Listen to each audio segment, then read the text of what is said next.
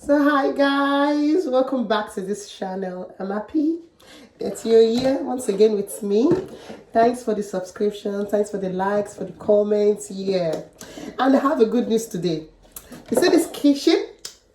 It's my kitchen. Yes. So I eventually got an accommodation. Thank God, because it has really not been an easy ride. So I'm sure some of you would want to know how I got the accommodation. Well, it's just simply by networking. Yeah, I know. Please forgive me, I'm in the kitchen, so I'm going to be doing some cooking today as I discuss with you all my experience, how my experience has been rather. So before in my last video I talked about how it was so difficult for me to get an accommodation as an international student with dependents, and I was able to reach out to some people and got sent an helper. Let me put it that way. Yeah, got sent an helper to me, and I was able to secure this accommodation. First of all, I made use of a middleman. I had to pay the middleman an amount of money. Yeah, the middleman is a citizen, so he knows the in and out of these people. So he just spoke to them and said, "Oh, she's an international student, and yeah, I know her," and all of that. Just put one or two words for me, and the agents as well as the landlord was willing to let to me. The only question they asked me was, "Do I have a UK guarantor?" And I said, "Yes, I have a UK guarantor." And they were like, before they were like telling me you have to pay 6 months, but now they just said, okay, just pay 3 months and all of that. So my rentage for this 2-bedroom flat is £625. Quite expensive. Yeah, I know, I don't really have an option. When I was actually looking for houses, I was seeing houses of 450, 500. So I was actually drawing my budget around that figure. But when water don't pass Gary, if you see the one of 1,000, carry on at least for the first 3 months. Use it to start life, get settled, then you can easily relocate to another property or something. But for now, the first 3 months or the first 6 months, usually 6 months, yeah. So the first 6 months is just for you to gather the requirements they would need, that they usually need. They'll say, okay, you must have a UK guarantor, you must be a full-time worker. Yeah, you're coming with dependents, so your partner is your dependent, so your partner can actually work full-time while you are only entitled to 20 hours. So your partner can actually provide that pay slip of 3 months, bank statements, proof of address, and full-time employment stuff. Yeah, so at initial stage, if you see a property of any amount, I think you should just take it, get settled, and then start house hunting. This time around, now you go make shakra because you have all the requirements they claim to need. So it's practically just like that. So luckily, as I said before, let me not deviate because the gist is very long today. So luckily, I reached out to some people and they were able to help me, and that's how I secured this apartment. See, it's different wahala for different levels. When you're in the UK now, your prayer requests have changed. I was praying, God, give me a house, give me a house. But I'm going to do a video on culture shocks that I actually experienced doing this my house hunting, accommodation hunting stage. It was really, really terrible. I experienced a lot of shocks. In Nigeria, people are willing to give you a house as a couple. They want a family. They want people that are stable. They don't want to give all those young boys and young girls because of tax and all that. This place is different though. It's that young boy and that young girl that's who they want to give. Yeah. They also have places called family accommodation area, residential areas for families. Like where I am now is strictly for families. You see children around playing bicycles and all of that. So they are very, very choosy. They are very, very selective. It's just for you to understand the area you're in and know which area is residential, which side is students. If you're actually looking for houses that is close to your school, it means that you're going to be coming across student accommodations. Student accommodation is for single people, yeah, people that are not yet married, single people and all of that. But the moment you start having a family, 1 child, 2 child, then you have to look for family residential areas. So that's just basically it. And right now, the property I was able to get was unfurnished, so it means I have to furnish it, and of which I'm furnishing it small. Yeah, just one or two things in it. I was able to buy some plates and some spoons and all of that. At least we'll not go hungry. We'll be able to eat our Nigerian foods. So I was able to get all that from Facebook Market. Yes, Facebook Market. In fact, our Facebook is very different from the one I'm seeing here in the UK. The Facebook in the UK is very vast. You can see anything to buy. And so far that we've been here, I've seen a table in my junction. Fine table.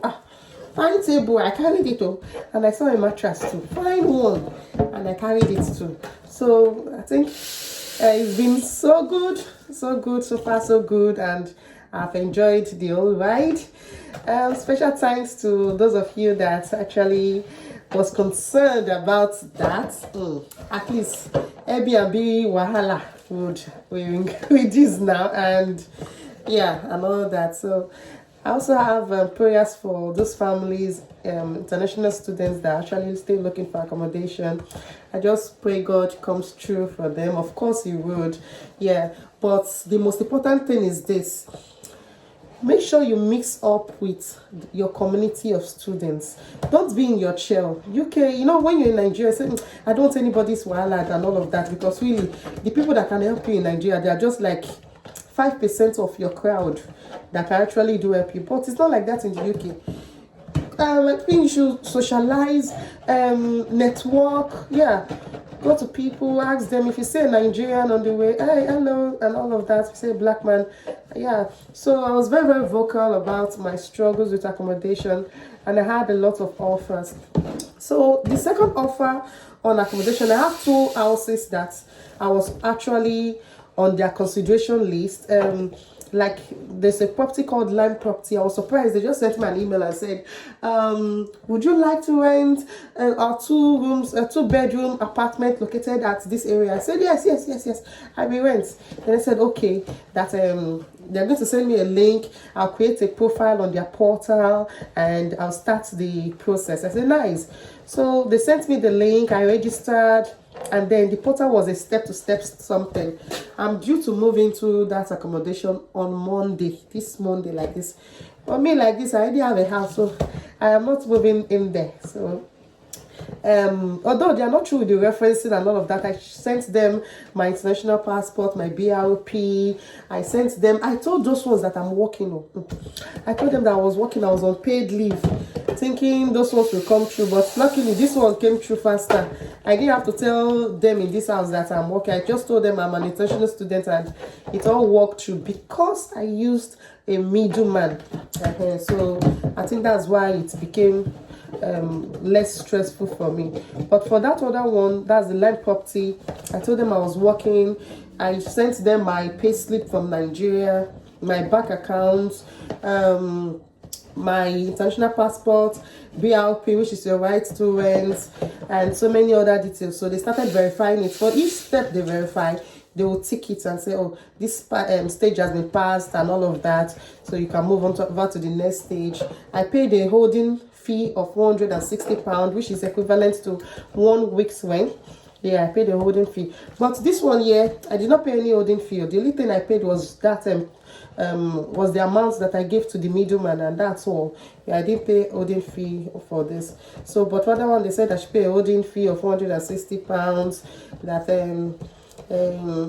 by this time they gave me the date that they'll be able to finish everything and I'll move in and all of that. So I had 2 prospects, this house and that house.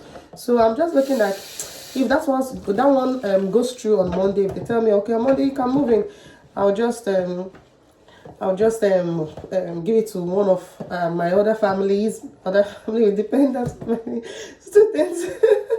So I'll just give it to somebody, and yeah, just tell them okay, and we'll just sort it out like that, because I wouldn't want to lose that house. I would need to give it to someone that is in need of it and all of that. So that's just basically my plan, and I hope it does work out. So that's it. I'm so happy that everything is well sorted now. So I can actually face other things like job. Other people are already working, like those people that came in. That's why it's good to come in on time, so that all of these challenges you can easily face it before school term starts. Yeah, putting your children in school is another struggle I have to start with. And now that I have a permanent accommodation, I can now start sourcing for job around my locality. I can also start looking for school for the children, register GP, that's general practice, like your hospital clinic. Yeah, so register for that, and register for the NI number now that I have a permanent residency. And what else again? Yeah, update my school records, because previously I told them I don't have an accommodation.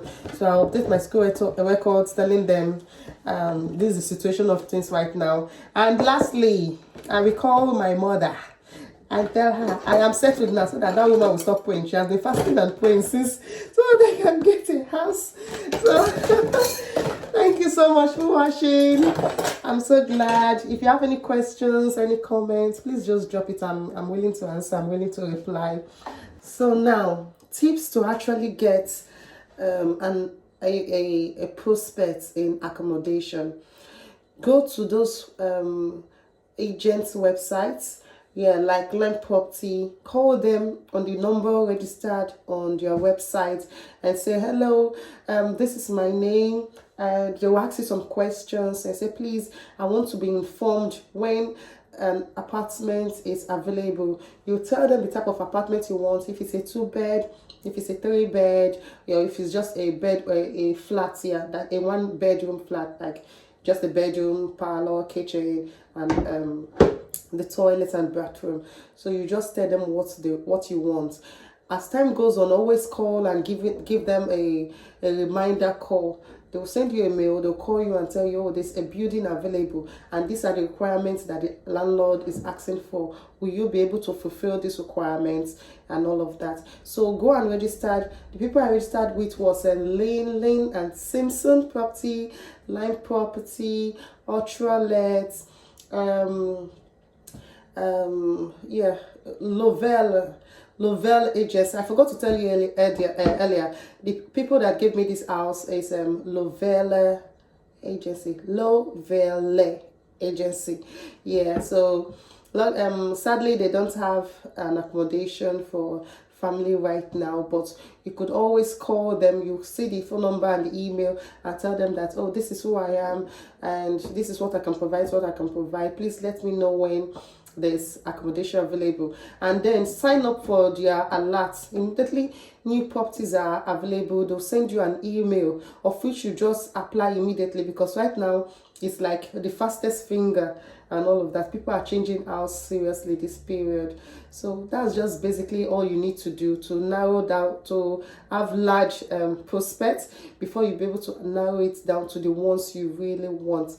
And also, when you're looking for an accommodation, don't cap a price on it. Don't say, if it's not 400 pounds or nothing, don't cap it, because you are just beginning. You just relocated to the country, you're just starting life, so just take what you can get. Housing is very important, especially because of the children. So just take what you can get and then build from there.